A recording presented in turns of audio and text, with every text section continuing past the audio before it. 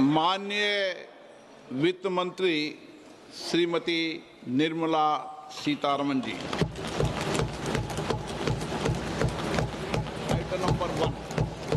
Item number one. Sir, with your permission, I rise to lay on the table a copy each of the following papers, Hindi and English versions, under Article 281 of the Constitution, Report for 2026 to 2031, Volume 1, Main Report of the 16th Finance Commission. 2. Report for 2026-2031, Volume 2, Annexures of the 16th Finance Commission. Number 3, explanatory memorandum as to the action taken on the recommendations contained in the above report. Item number 2, माननीय वित्त मंत्री Nirmala Sitharaman ji.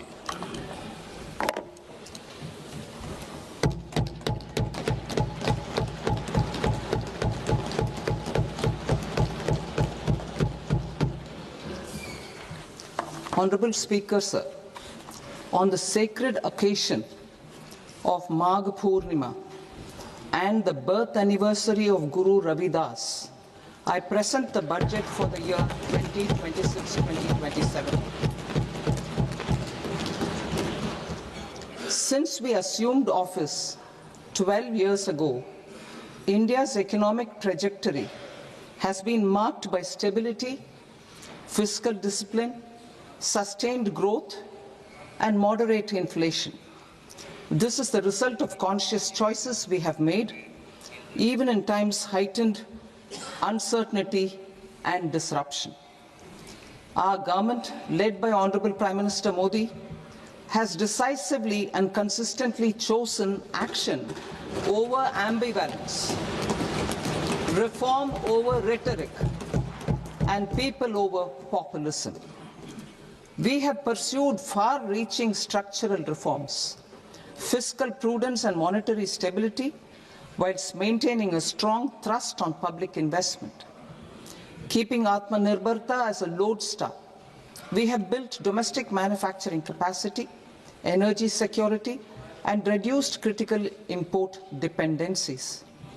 Simultaneously, we have ensured that citizens benefit from every action of the government, undertaking reforms to support employment generation, agricultural productivity, household purchasing power, and universal services to people. These measures have delivered a high growth rate of around 7% and helped us make substantial strides in poverty reduction and improvement in the lives of our people. Today, we face an external environment in which trade and multilateralism are imperiled and access to resources and supply chains are disrupted. New technologies are transforming production systems while sharply increasing demands on water, energy, and critical minerals. India will continue to take confident steps towards Viksit Bharat, balancing ambition with inclusion. As a growing economy with expanding trade and capital needs, India must also remain deeply integrated with global markets, exporting more and attracting stable long-term investment. As I begin Part A, I want to express my gratitude to the people for standing firmly with us as we forge our way together towards becoming one of the largest economies of the world.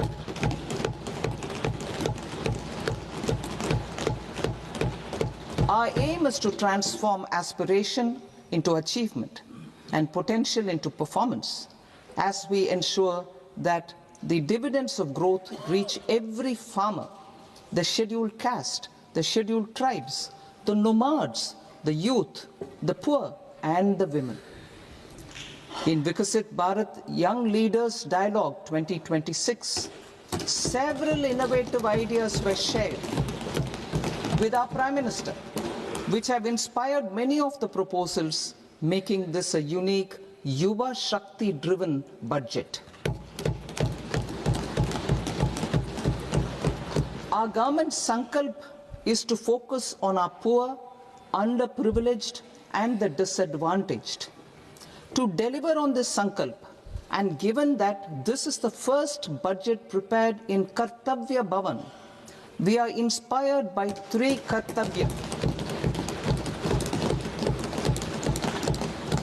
Our first Kartavya is to accelerate and sustain economic growth by enhancing productivity and competitiveness and building resilience to volatile global dynamics. Our second Kartavya is to fulfill aspirations of our people and build their capacity, making them strong partners in India's path to prosperity. Our third Kartavya, aligned with our vision of Sabka Saath, Sabka Vikas, is to ensure that every family, community, region, and sector has access to resources, amenities, and opportunities for meaningful participation. This threefold approach requires a supportive ecosystem. The first requirement is to sustain the momentum of structural reforms, continuous, adaptive, and forward-looking. Second, a robust and resilient financial sector is central to mobilizing savings, allocating capital efficiently, and managing risks. Third, cutting-edge technologies, including AI applications, can serve us as force multipliers for better governance. Reform Express. Our government has undertaken comprehensive reforms towards creating employment, boosting productivity, and accelerating growth. After the Prime Minister's announcement on Independence Day in 2025, over 350 reforms have been rolled out. This includes GST simplification, notification of labor codes, and rationalization of mandatory quality control orders. High-level committees have been formed, and in parallel, the central government is working with the state governments on deregulation and reducing compliance requirements. The Reform Express is well on its way and will maintain its momentum to help us fulfill our Kartavya. I now move to specific proposals. Under our first Kartavya, to accelerate and sustain economic growth, I propose interventions in 6 areas. 1. Scaling up manufacturing in 7 strategic and frontier sectors. 2. Rejuvenating legacy industrial sectors. 3. Creating champion MSMEs. 4. Delivering a powerful push for infrastructure. 5. Ensuring long-term security and stability. And 6. Developing city economic regions. Scaling up of manufacturing in 7 strategic and frontier sectors. Biopharma Shakti, meaning biopharma strategy for health advancement through knowledge, technology, and innovation. India's disease burden is observed to be shifting towards non-communicable diseases like diabetes, cancer, and autoimmune disorders. Biologic medicines are key to longevity and quality of life at affordable costs. To develop India as a global biopharma manufacturing hub,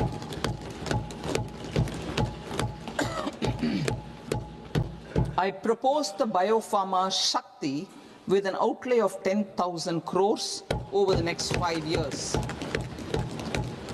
This will build the ecosystem for domestic production of biologics and biosimilars.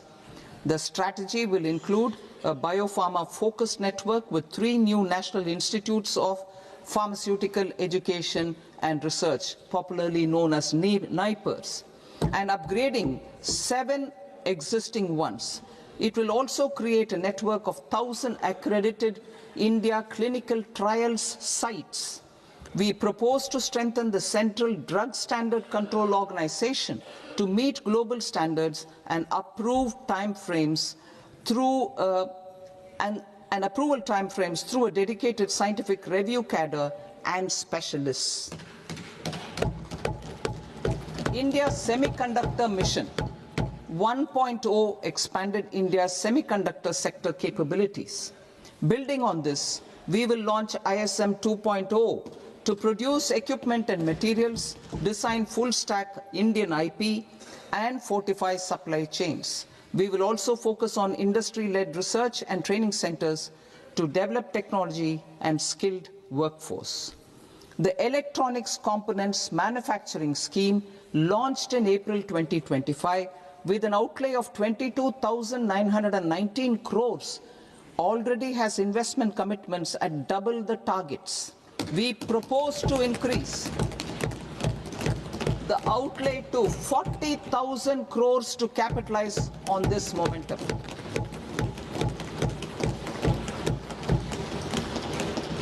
A scheme for rare earth permanent magnets was launched in 2025 November.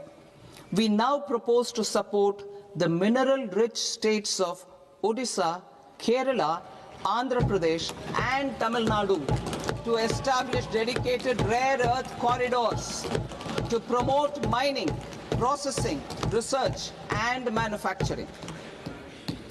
To enhance domestic chemical production and reduce import dependency, we will launch a scheme to support states in establishing 3 dedicated chemical parks through challenge route on a cluster-based plug-and-play model. Strong capital goods.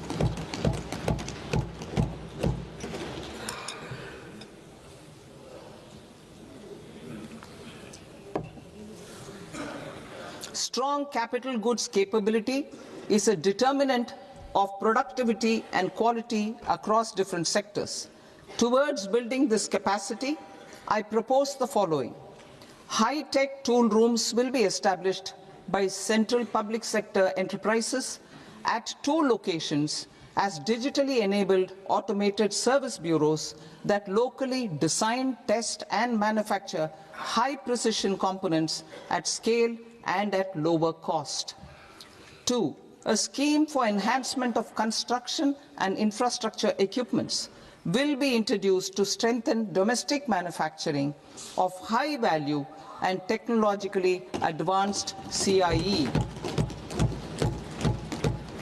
This can range from lifts in a multi-storied apartment or firefighting equipment in multiplexes, large or small, and to tunnel boring equipments for building metros and high-altitude roads.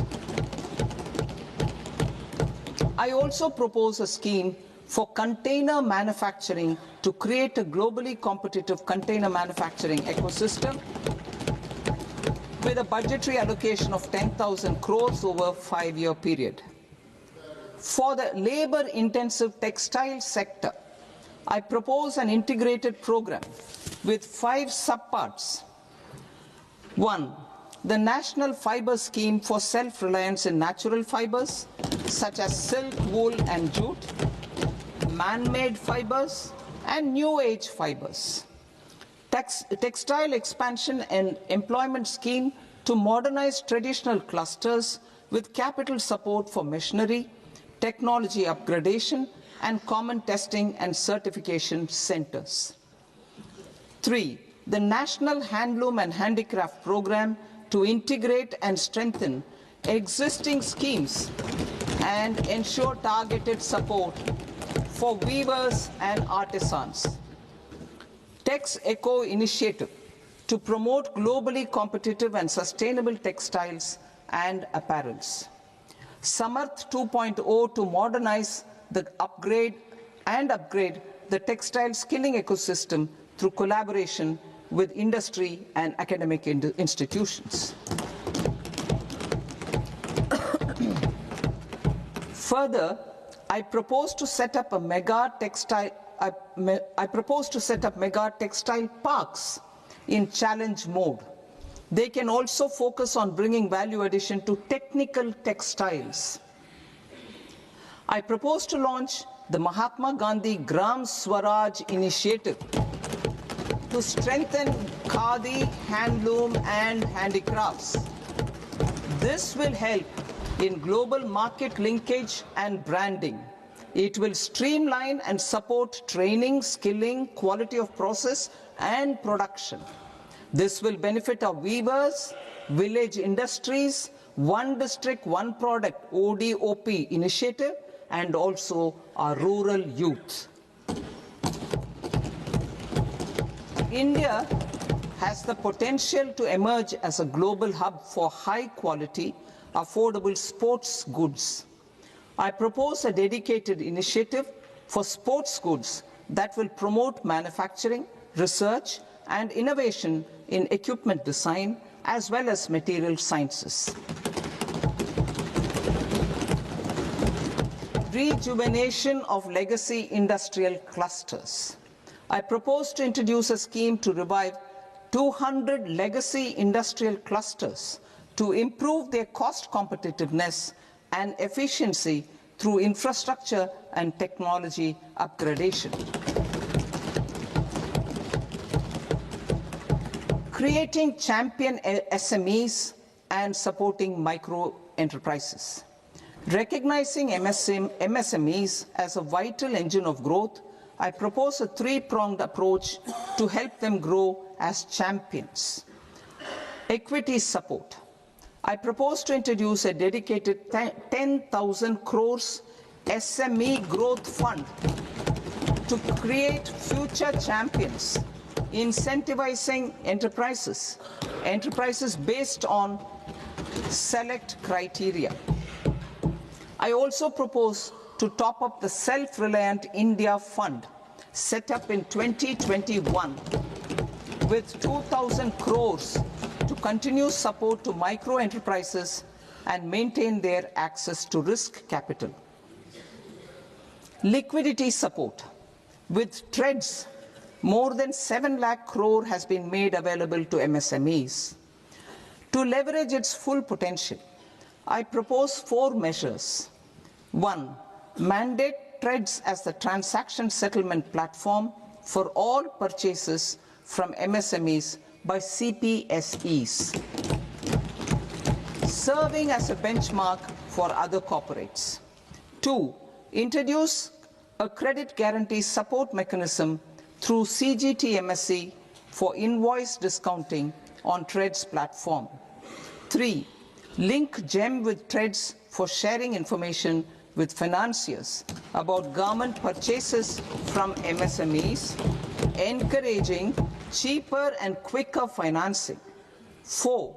Introduce TREDS receivables as asset-backed securities, helping develop a secondary market, enhancing liquidity and settlement of transactions. Professional support.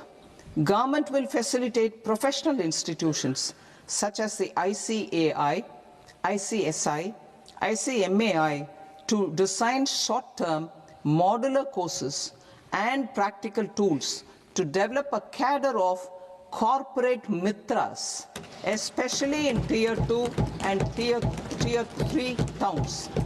These accredited para-professionals will help MSMEs meet compliance requirements at affordable costs. Infrastructure. During this past decade, our government has undertaken several initiatives for large-scale enhancement of public infrastructure, including through new financing instruments such as Infrastructure Investment Trust (InvITs) and Real Estate Investment Trust (REITs), and institutions like NIIF and NABFID. We shall continue to focus on developing infrastructure in cities with over 5 lakh population, that is Tier 2, Tier 3 cities, which have expanded to become growth centers.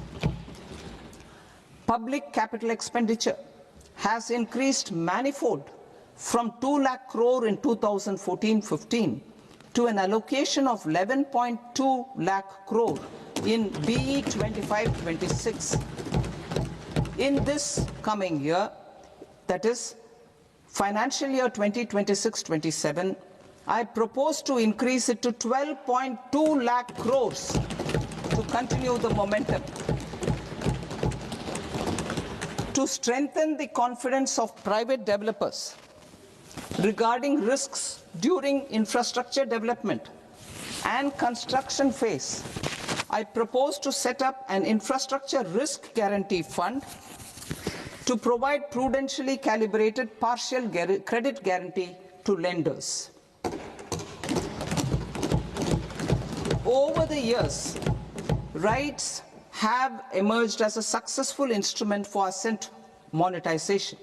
I propose to accelerate recycling of significant real estate assets of the CPSEs through the setting up of dedicated RITES. To promote environmentally sustainable movement of cargo, I propose to 1. Establish new dedicated freight corridors connecting Dankuni in the east to Surat in the west. Operationalize 20 new national waterways over the next 5 years, starting with National Waterways 5 in Orissa to connect mineral-rich areas of Talcher and Angul and industrial centers like Kalinga Nagar to the ports of Paradeep and Dhamra. Training institutes will be set up as regional centers of excellence for development of required manpower for these waterways. This will benefit youth in the entire stretch of the waterways to train and acquire skills. Further, a ship repair ecosystem catering to inland waterways will also be set up at Varanasi and Patna. And C, launch a coastal cargo promotion scheme for incentivizing a modal shift from rail to road to increase the share of inland waterways and coastal shipping from 6% to 12% by 2047. To enhance last mile and remote connectivity and promote tourism, I propose to give incentives to indigenize manufacturing of seaplanes. A seaplane VGF scheme will be also introduced to provide support for operations. Carbon capture, utilization and storage. Aligning with the roadmap launched in December 2025, the carbon capture, utilization and storage technologies at scale will achieve higher readiness and in end-use application across 5 industrial sectors, including power, steel, cement, refineries, and chemicals. An outlay of 20,000 crore is proposed over the next 5 years for this purpose. City economic regions. Cities are India's engines of growth, innovation, and opportunities. We shall now focus on Tier 2, Tier 3 cities, and even temple towns, which need modern infrastructure and basic amenities. This budget aims to further amplify the potential of cities to deliver the economic power of agglomerations by mapping city economic regions based on their specific growth drivers. An allocation of 5,000 crore per CER over 5 years is proposed for implementing their plans through a challenge mode with a reform-cum-result-based financing mechanism. In order to promote environmentally sustainable passenger systems, we will develop 7 high-speed rail corridors between cities as growth connectors, namely Mumbai to Pune, Pune to Hyderabad, Hyderabad to Bengaluru, Hyderabad to Chennai, Chennai to Bengaluru, Delhi to Varanasi, Varanasi to Siliguri.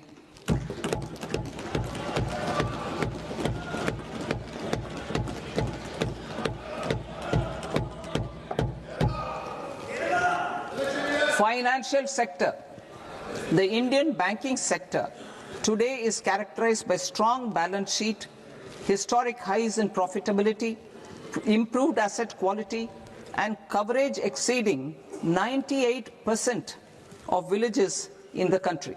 At this juncture, we are well placed to futuristically evaluate the measures needed to continue on the path of reform-led growth of this sector. I propose setting up a high-level committee on banking for Vikasit Bharat. High-level committee on banking for Vikasit Bharat to comprehensively review the sector and align it with India's next phase of growth, while safeguarding financial stability, inclusion, and consumer protection. The vision for NBFCs for Vikasit Bharat has been outlined with clear targets for credit disbursement and technology adoption in order to achieve scale and improve efficiency in the public sector NBFCs. As a first step, it is proposed to restructure the Power Finance Corporation and Rural Electrification Corporation. I propose a comprehensive review of the foreign exchange management non-debt instruments rules to create a more contemporary, user-friendly framework for foreign investments consistent with India's evolving economic priorities. Corporate bond market. I propose to introduce a market-making framework with suitable access to funds and derivatives on corporate bond indices. I also propose to introduce total return swaps on corporate bonds. Municipal bonds. To encourage the issuance of municipal bonds of higher value by larger cities, I propose an incentive of 100 crore rupees for a single bond issuance. 100 crore rupees for a single bond issuance of more than 1,000 crore. The current scheme under Amrit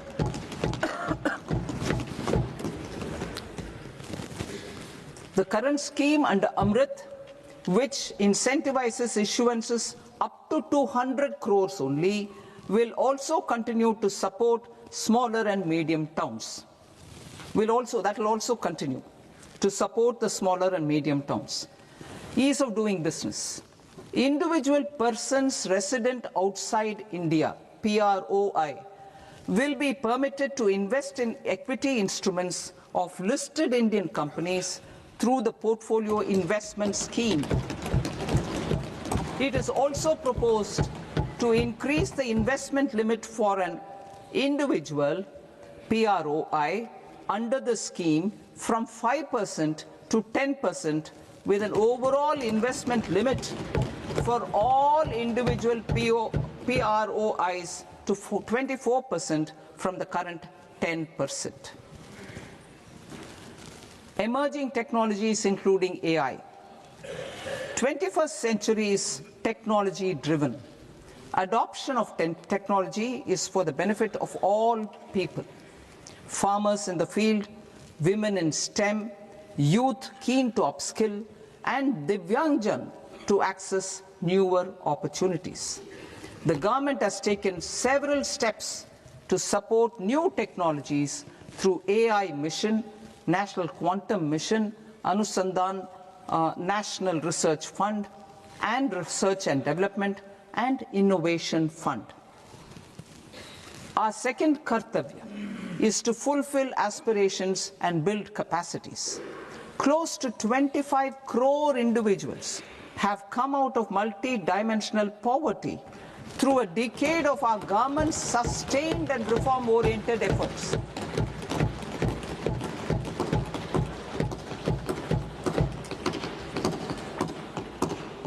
Our government has therefore decided to place a renewed emphasis on the service sector to provide a pathway to fulfilling aspirations of a youthful India with the following measures. I propose to set up a high-powered Education to Employment and Enterprises Standing Committee to recommend measures that focus on services sector as a core driver of Viksit Bharat. This will make us a global leader in services with a 10% global share by 2047. The committee will prioritize areas to optimize the potential for growth, employment, and exports. They will also assess the impact of emerging technologies, including AI, on jobs and skill requirements and propose measures thereof. To create a range of skilled career pathways, a new range of skilled career pathways for our youth, I propose interventions in the following sectors. Health. Existing institutions for allied health professionals will be upgraded and new AHP institutions established in private and government sectors. This will cover 10 selected disciplines, including optometry, radiology, anesthesia, OT technology, applied psychology and behavioral health, and add 1 lakh AHPs over the next 5 years. A strong care system covering geriatric and allied care services will be built. A variety of NSQF-aligned programs will be developed to train multi-skilled caregivers, combining core care and allied skills such as wellness, yoga, and operation of medical assistive devices. In the coming year, 1.5 lakh caregivers will be trained.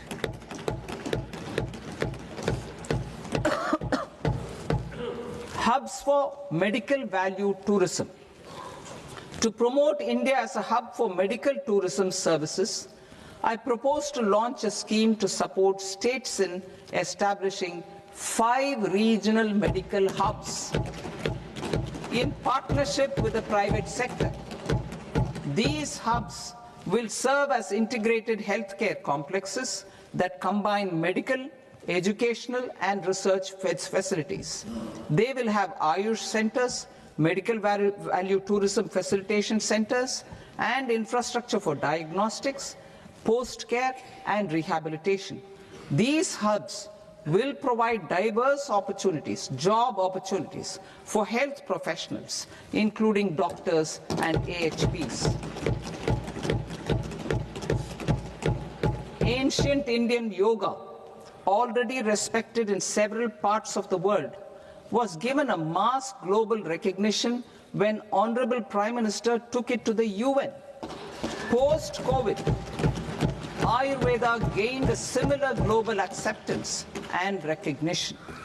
Exporting quality Ayurveda products helps farmers who grow the herbs and youth who process the products. To meet growing global demand, a few more steps are being taken. I propose to 1. Set up 3 new All India Institutes of Ayurveda. 2.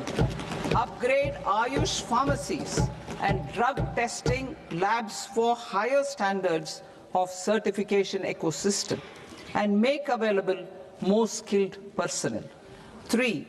Upgrade the WHO Global Traditional Medicine Center in Jamnagar to bolster evidence-based research, training, and awareness for traditional medicine. Animal husbandry.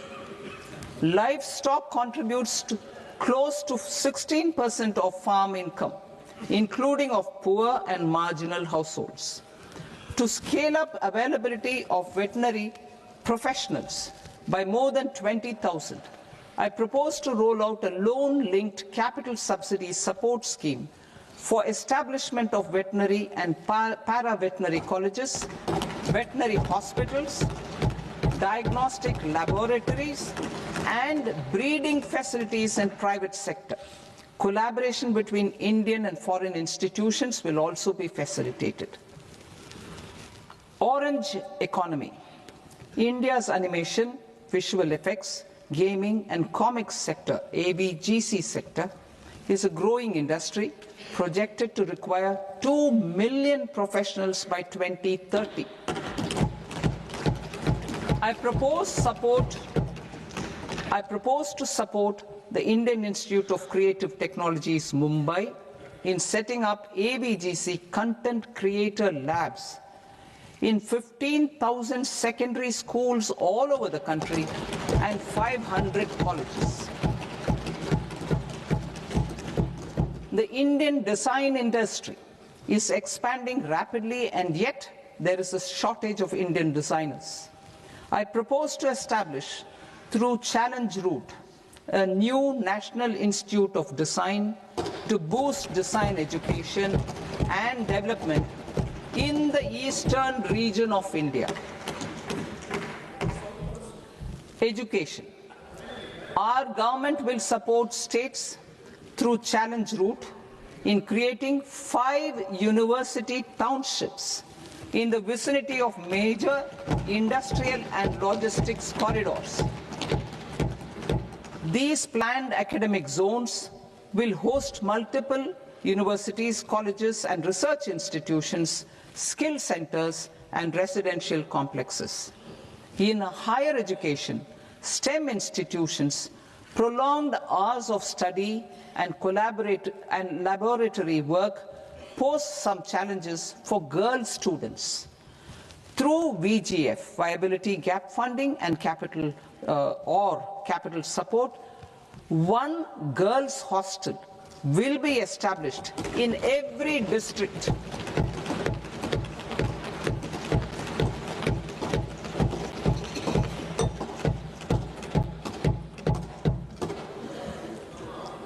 To promote astrophysics and astronomy via immersive experiences, 4 telescope infrastructure facilities will be set up or upgraded. The National Large Solar Telescope, the National Large Optical Infrared Telescope, the Himalayan Chandra Telescope, and the Cosmos 2 Planetarium. Tourism. The tourism sector has the potential to play a large role in the employment generation, forex earnings, and expanding the local economy.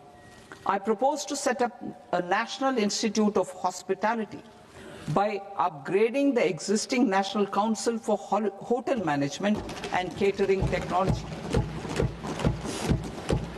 It will function as a bridge between academia, industry, and government.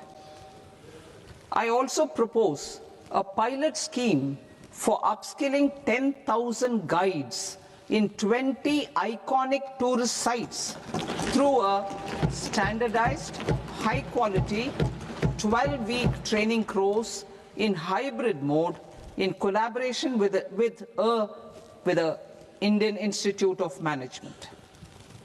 A national destination digital knowledge grid will be established to digitally document all places of significance, cultural, spiritual, and heritage.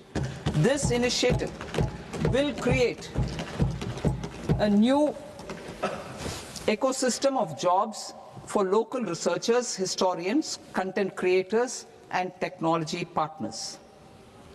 India has the potential and opportunity to offer world-class trekking and hiking experience. We will develop ecologically sustainable mountain trails in Himachal Pradesh, Uttarakhand, and Jammu Kashmir. Also in Araku Valley in the Eastern Ghats and Podigai Malai in the Western Ghats. Turtle trails along key nesting sites in the coastal areas of Odisha, Karnataka, and Kerala. And 3 bird watching trails along the Pulikat Lake in Andhra Pradesh, Tamil Nadu. It's on the border.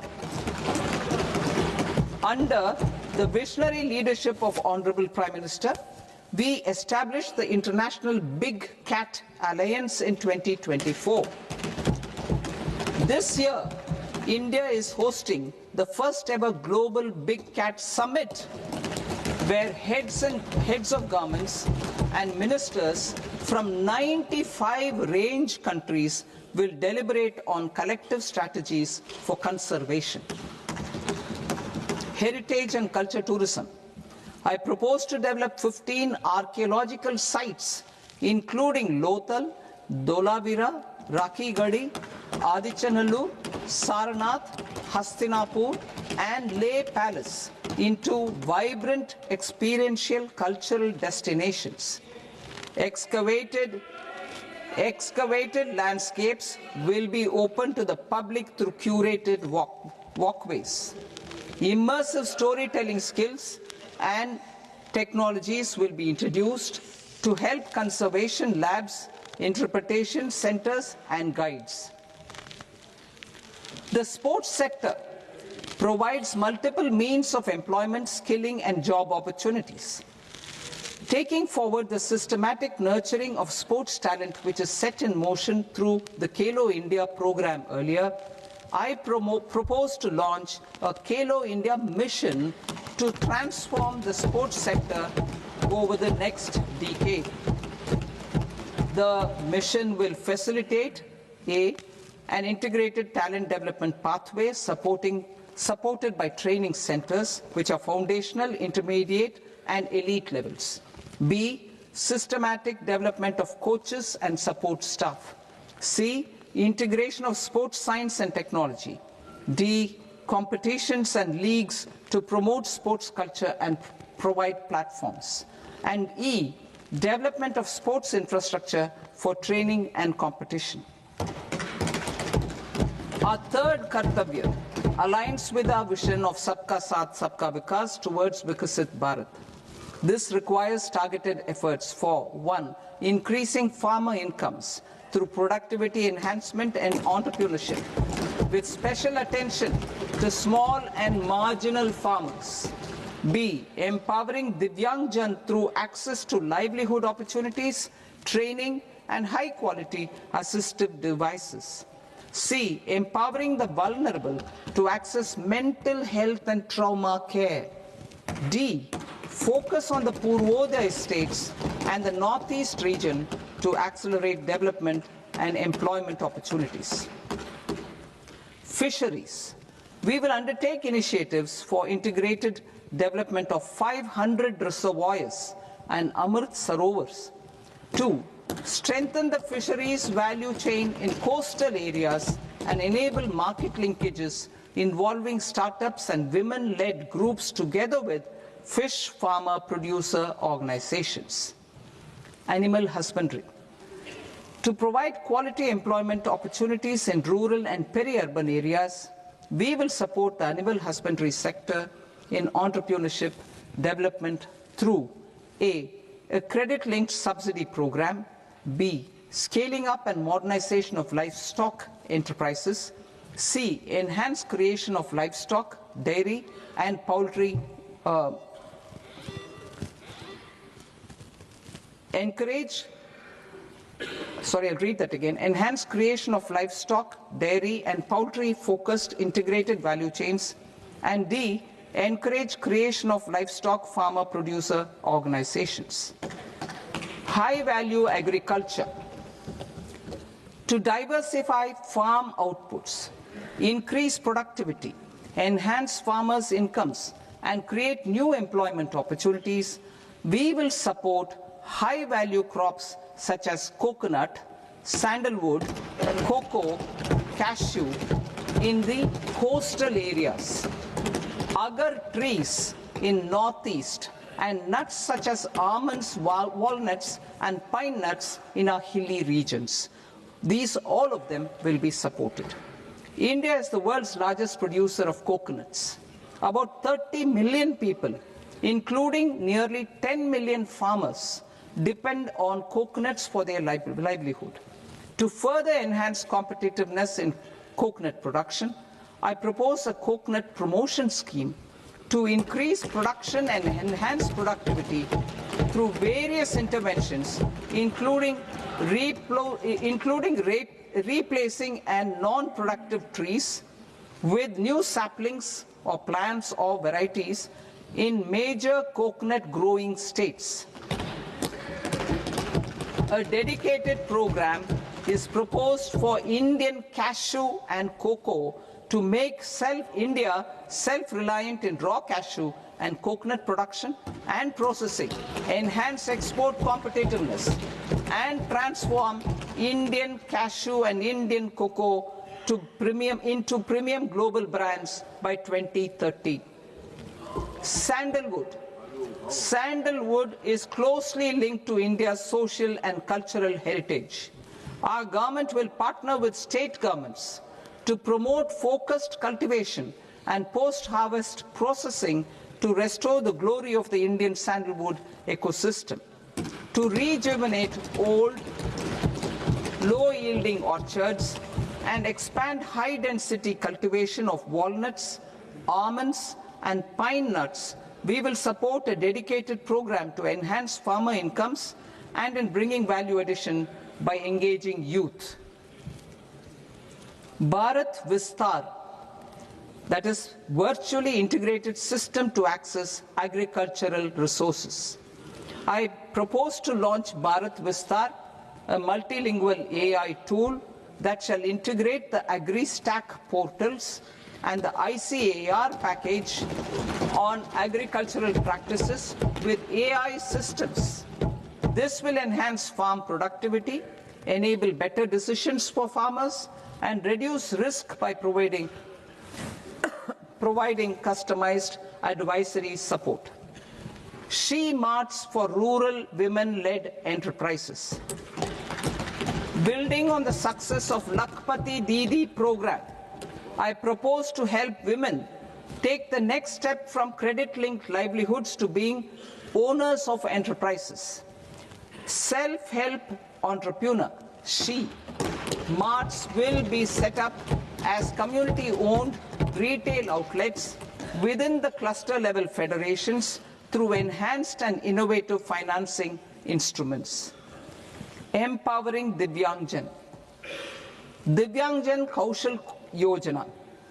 Information technology, AVGC sectors, hospitality and food and beverages sectors often offer task-oriented and process-driven roles which are suitable for Divyangjan. We will ensure dignified livelihood opportunities through industry-relevant and customized training specific to each Divyangjan group. Divyang Sahara Yojana. Timely access to high-quality assistive devices for all eligible Divyangjan is a fundamental need. I propose to 1. Support the Artificial Limbs Manufacturing Corporation of India, ALIMCO, to set up and to scale up production of assistive devices, invest in R&D and AI integration, strengthen PM Divyasha Kendras, and support setting up of assistive technology marts as modern retail style centers where Divyangjan and senior citizens can see, try and purchase assistive products. Reaffirming our commitment to mental health and trauma care. There are no national institutes for mental health care in North India.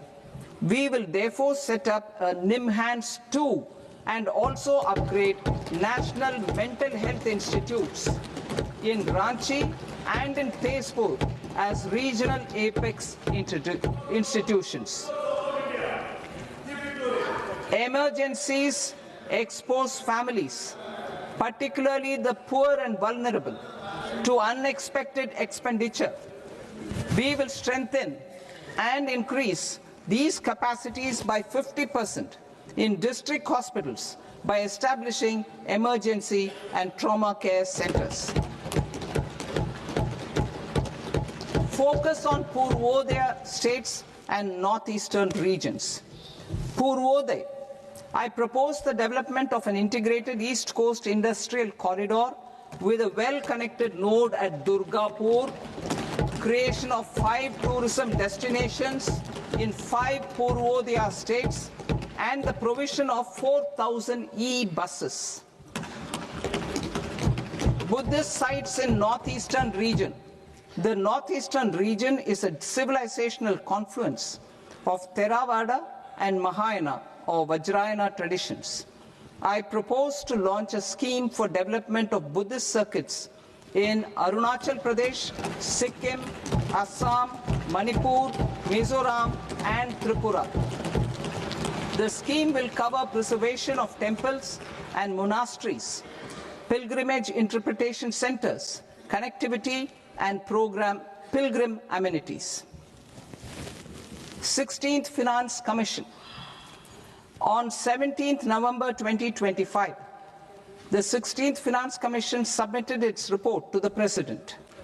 As mandated under Article 281 of the Constitution, the government is to lay the report along with the explanatory memorandum on the action taken report on the recommendations of the Commission in Parliament, which, Sir, Honourable Speaker, you've allowed me to do at the commencement of this session. The government has accepted the recommendation of the Commission to retain the vertical share of devolution at 41%. As recommended by the Commission, I have provided 1.4 lakh crores of rupees to the states for the year 2026-2027 as Finance Commission grants. These include rural and urban local body and disaster management grants. Fiscal consolidation. Government has been delivering on our fiscal commitments consistently without compromising on social needs. To strive towards accepted standards of fiscal management in Budget 25-26, I had indicated that the central government would target reaching a debt to GDP ratio of 50 plus or minus 1% by 2030-31. In line with this, the debt to GDP ratio is estimated to be 55.6% of GDP in BE 26-27, compared to 56.1% of GDP in RE 25-26. A declining debt to GDP ratio will gradually free up resources for priority sector lending and expenditure by reducing the outgo on interest payments. One of the main operational instruments for debt targeting is the fiscal deficit. I am happy to inform this august House that I fulfilled my commitment made in 2021-2022 to reduce fiscal deficit below 4.5% of GDP by 25-26. In RE 25-26, the fiscal deficit has been estimated at par with BE of 2025-26 at 4.4% of GDP. In line with the new fiscal prudence path of debt consolidation, the fiscal deficit in BE 26-27 is estimated to be 4.3% of the GDP.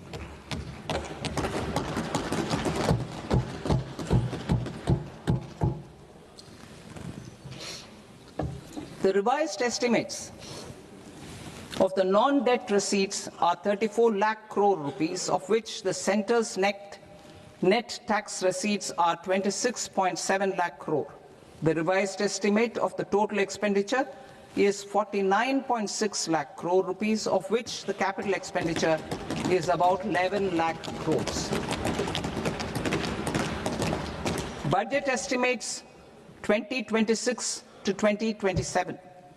Coming to 26-27, the non-debt receipts and the total expenditure are estimated as 36.5 lakh crore and 53.5 lakh crore respectively.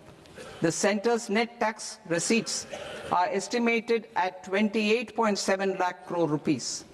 To finance the fiscal deficit, the net market borrowings from dated securities are estimated at 11.7 lakh crore rupees. The balance financing is expected to come from small savings and other sources. The gross market borrowings are estimated at 17.2 lakh crore rupees. I'll now move to Part B. Part B, direct taxes.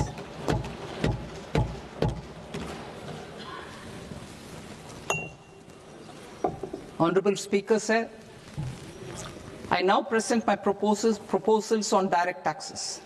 New Income Tax Act. In July 2024, I announced a comprehensive review of the Income Tax Act 1961. This was completed in a record time, and the Income Tax Act 2025 will come into effect from 1st April 2026. The simplified income tax rules and forms will be notified shortly, giving adequate time to taxpayers to acquaint themselves with its requirements. The forms have been redesigned such that ordinary citizens can comply without difficulty. Ease of living. I propose that any interest awarded by the Motor Accident Claims Tribunal to a natural person will be exempt from income tax, and any TDS on this account will be done away with. I propose to reduce TCS rate on the sale of overseas tour program package from the current 5% and 20% to 2% without any stipulation of amount. I propose to reduce TCS rate for pursuing education and for medical purposes under the Liberalized Remittance Scheme, popularly known as LRS, from 5% to 2%. Supply of manpower services is proposed to be specifically brought within the ambit of payment to contractors for the purpose of TDS to avoid ambiguity. Thus, TDS on these services will be at the rate of either 1% or 2% only. I propose a scheme for small taxpayers, wherein a rule-based automated process will enable obtaining a lower or nil deduction certificate instead of filing an application with the assessing officer. For the ease of taxpayer holding securities in multiple companies, I propose to enable depositories to accept Form 15G or Form 15H from the investor and provide it directly to various relevant companies. I propose to extend time available for revising returns from 31st December to up to 31st March with the payment of a nominal fee. I also propose to stagger the timeline for filing of tax returns. Individuals with ITR 1 and ITR 2 returns will continue to file till 31st July, and non-audit business cases or trusts are proposed to be allowed time till 31st August. TDS on sale of immovable property by a non-resident is proposed to be deducted and deposited through resident buyers and his or her PAN-based challan instead of requiring a TAN, which is a temporary accounting number. To address practical issues of small taxpayers like students, young professionals, tech employees, relocated NRIs, and such others, I propose to introduce a one-time 6-month foreign asset disclosure scheme for these taxpayers to disclose income or assets below a certain size. This scheme would be applicable for two categories of taxpayers, namely, A, who did not disclose their overseas income or assets, and B, who disclosed their overseas income and or paid due tax but could not declare the asset acquired. For category A, the limit of undisclosed income or asset is proposed to be up to 1 crore rupees. they need to pay 30% of fair market value of asset or 30% of undisclosed income as tax and 30% as additional income tax in lieu of penalty and would thereby get immunity from prosecution. For category B, asset value is proposed to be up to 5 crore rupees. Here, immunity from both penalty and prosecution will be available with a payment of fee of 1 lakh rupees. Rationalizing penalty and prosecution. Multiplicity of proceedings are hindrance to the ease of doing business. I propose to integrate assessment and penalty proceedings by way of a common order for both. There will be no interest liability on the taxpayer on the penalty amount for the period of appeal before the first appellate authority, irrespective of the outcome of appeal process. Further, quantum of prepayment is being reduced from 20% to 10% and will continue to be calculated only on core tax demand. As an additional measure for reducing litigation, I propose to allow taxpayers to update their returns even after reassessment proceedings have been initiated, and an additional 10% tax rate over and above the rate applicable for the relevant year. The assessing officer will then use only this updated return in his proceedings. There is already a framework for immunity from penalty and prosecution in the cases of underreporting. I propose to apply this framework for immunity to misreporting too. However, in such a case, the taxpayer will need to pay 100% of the tax amount as an additional income tax over and above the tax and interest due. Penalties for certain technical defaults, such as failure to get accounts audited, non-furnishing of transfer pricing audit report, and default in furnishing statement for financial transactions are proposed to be converted into fee.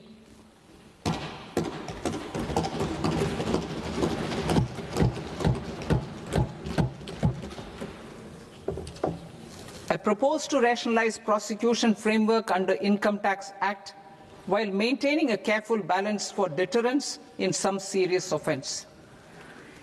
Non-production of books of account and documents and requirement of TDS payment where payment is made in kind are being decriminalized.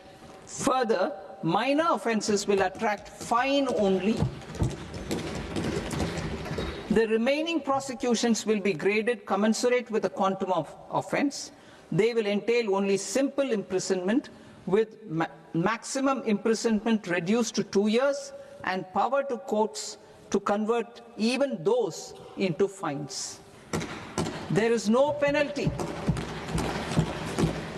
There is no penalty presently for non-disclosure of non-immovable foreign assets with aggregate value less than 20 lakh rupees. I propose to also provide them with immunity from prosecution with retrospective effect from 1/10/2024.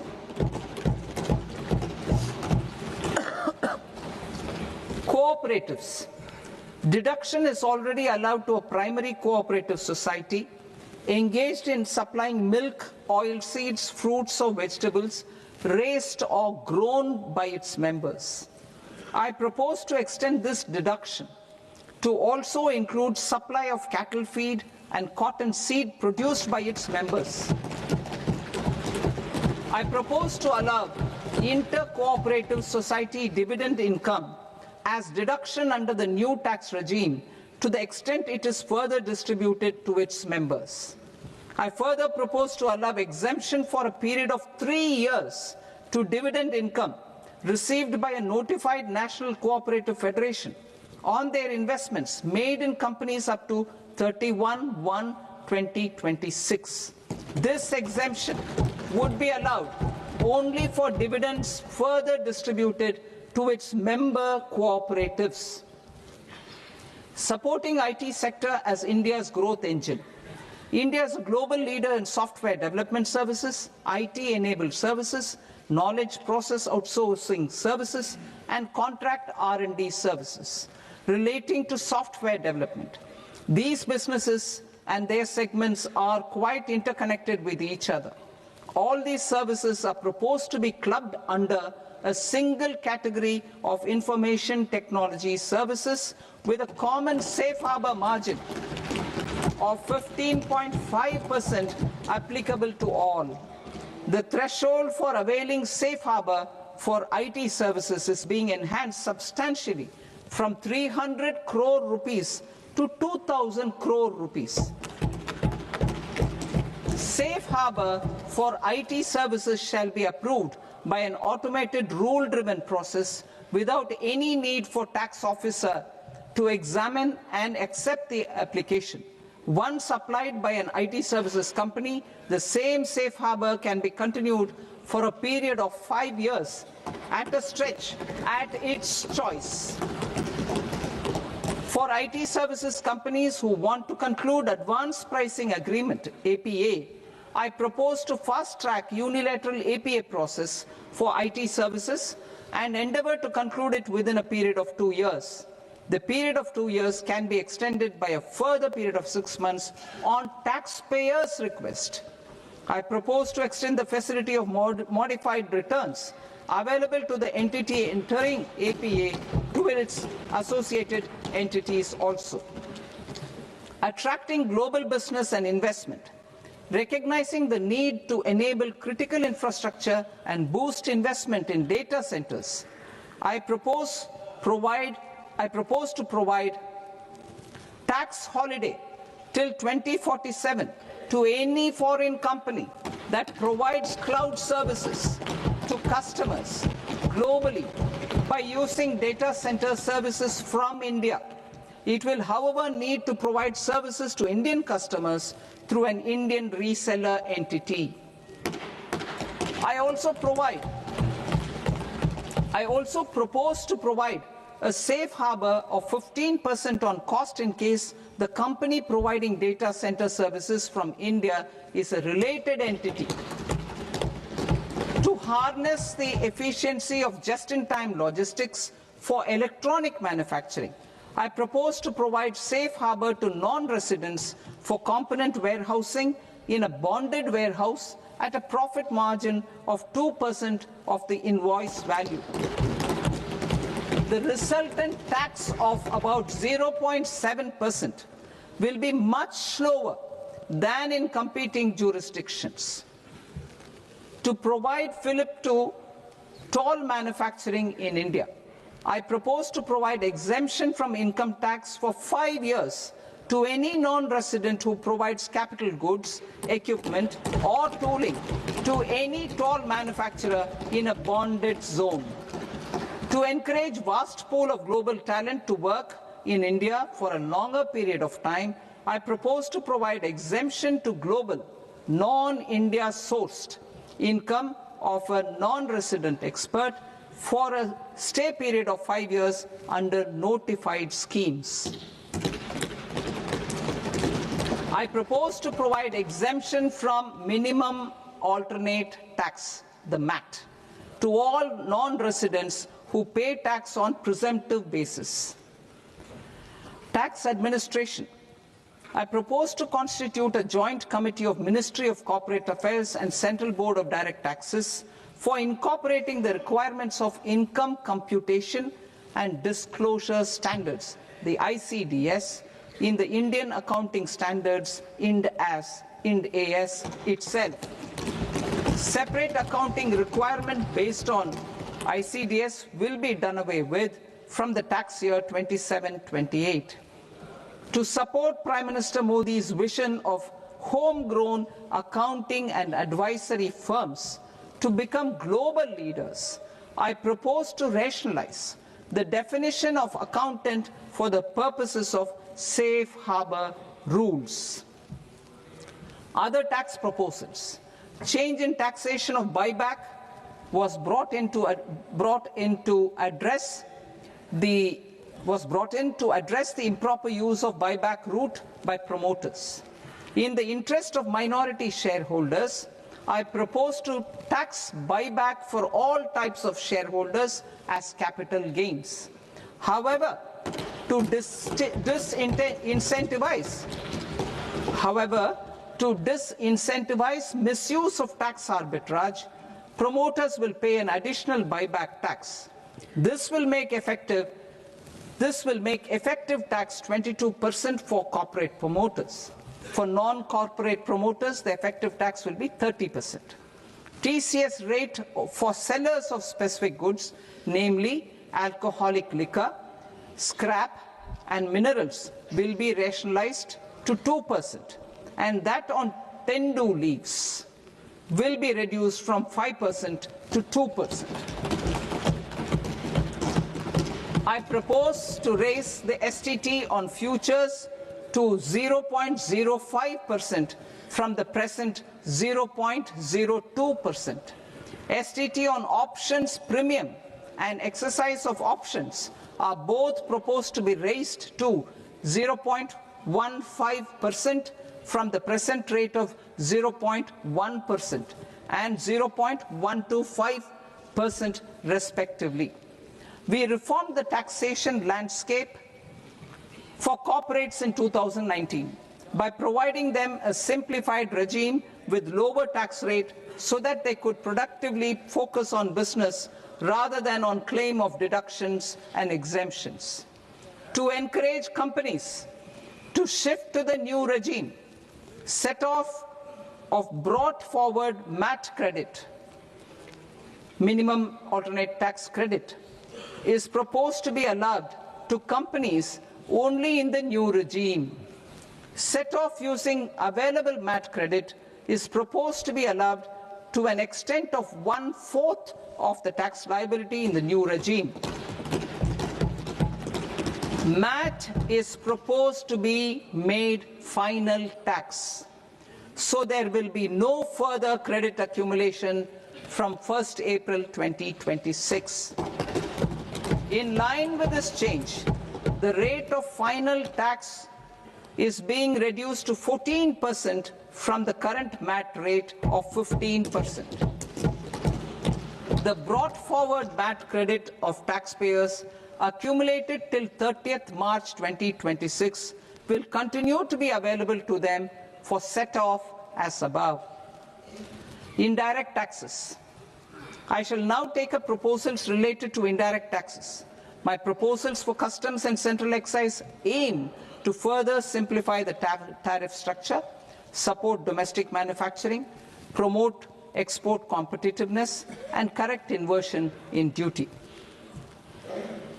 To continue weeding out long-continuing customs duty exemptions, I propose to remove certain exemptions on items which are being manufactured in India or where the imports are negligible. Similarly, to further simplify the process of ascertaining the rate of duty applicable on a particular item, I propose to incorporate certain effective rates in various customs notifications to the tariff schedule itself. I shall now take up sector-specific proposals. Promotion of exports of marine, leather, and textile products. I propose to increase the limit for duty-free imports of specified inputs used for processing seafoods for export from the current 1% to 3% of FOB value of the previous year's export turnover. I also propose to allow duty-free imports of specified inputs, which is currently available for exports of leather or synthetic footwear, to exports of shoe uppers as well. I propose to extend the time period for export of final product from the existing 6 months to 1 year for exporters of leather or textile garments, leather or synthetic footwear, and other leather products. Energy transition and security. I propose to extend the basic customs duty exemption given to capital goods used for manufacturing lithium-ion cells for batteries to those used for manufacturing lithium-ion cells for battery energy storage systems also. I propose to exempt basic customs duty on import of sodium antimonate for use in manufacture of solar glass. Nuclear power. I propose to extend the existing basic customs duty exemption on imports of goods required for nuclear power projects till the year 2035 and expand it for all nuclear plants irrespective of their capacity. Critical minerals. It is proposed to provide basic customs duty exemption to the import of capital goods required for the processing of critical minerals in India. Biogas blended CNG. I propose to exclude the entire value of biogas while calculating the central excise duty payable on biogas blended CNG. Civil and defense aviation. I propose to exempt basic customs duty on components and parts required for the manufacture of civilian training and other aircrafts. It is proposed to exempt basic customs duty on raw materials imported for the manufacture of parts of aircraft to be used in maintenance, repair, or overall requirements by units in the defense sector. Electronics.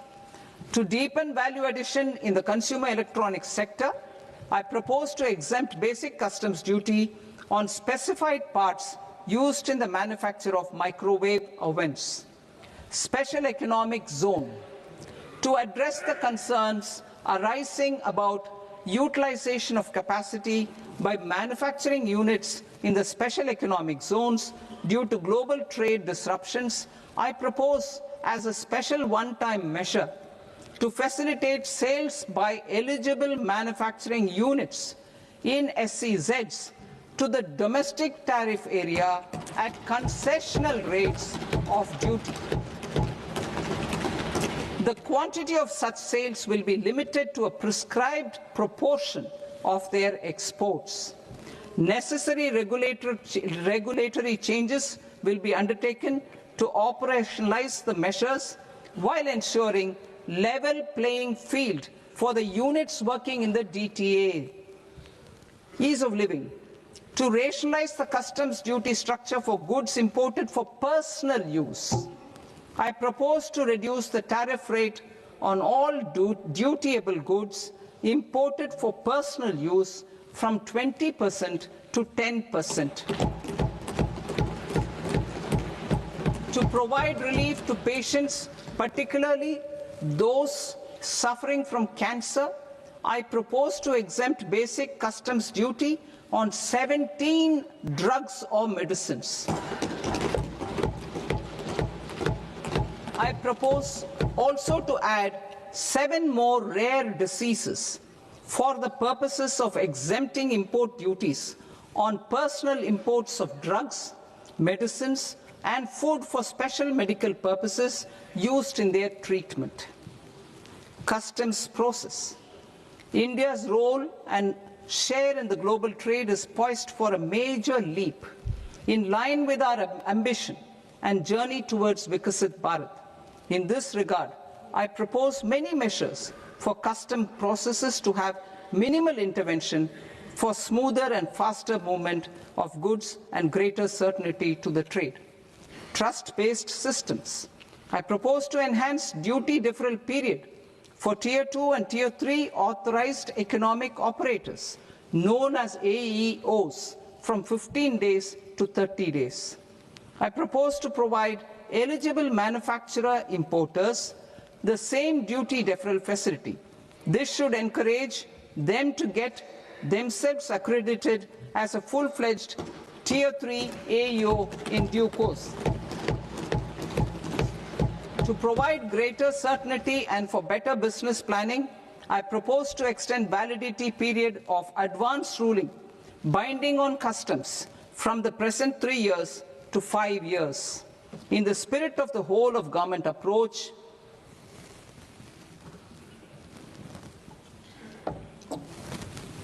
Government agencies will be encouraged to leverage AEO accreditation for preferential treatment in clearing their cargo. Regular importers with trusted long-standing supply chains will be recognized in the risk system so that the need for verification of their cargo every time can be minimized. Export cargo using electronic sealing. Export cargo using electronic sealing will be provided through clearance from the factory premises to the ship.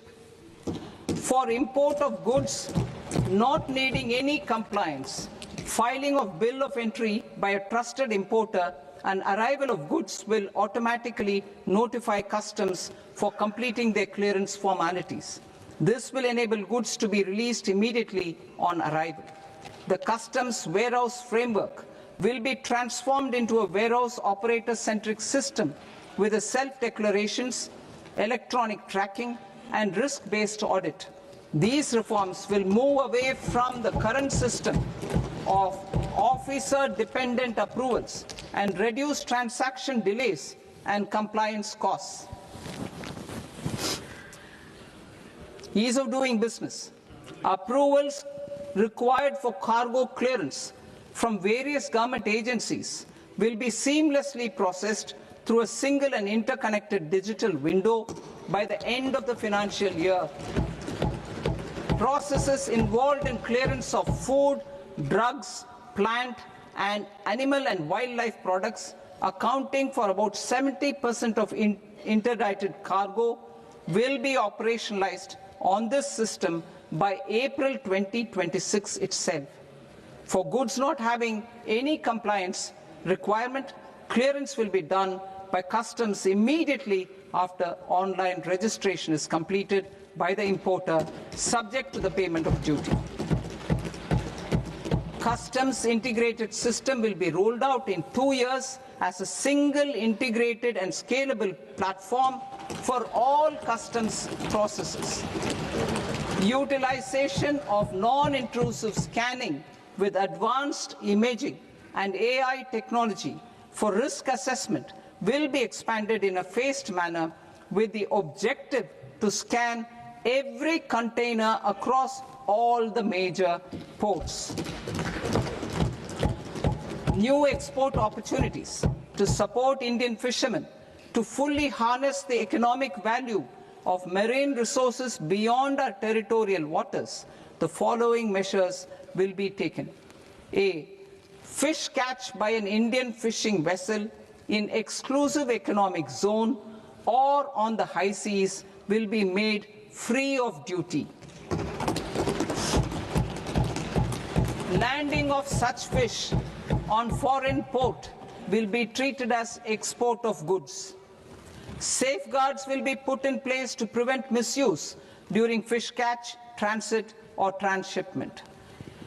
To support aspirations of India's small businesses, artisans, and startups to access global markets through e-commerce, I am pleased to announce complete removal of the current value cap of 10 lakh rupees per consignment on courier exports. In addition, handling of rejected and returned consignments will be improved with effective use of technology for identifying such consignments. I propose to revise provisions governing baggage clearance during international travel to address genuine concerns of passengers. The revised rules will enhance duty-free allowances in line with the present-day travel realities and provide clarity in temporary carriage of goods brought in or taken out. There are honest taxpayers who are willing to settle disputes by paying all their dues, but they get deterred due to negative connotation associated with penalty. They will now be able to close cases by paying an additional amount in lieu of penalty. Honorable Speaker, sir, with this, I commend the budget to this august House. Jai Hind.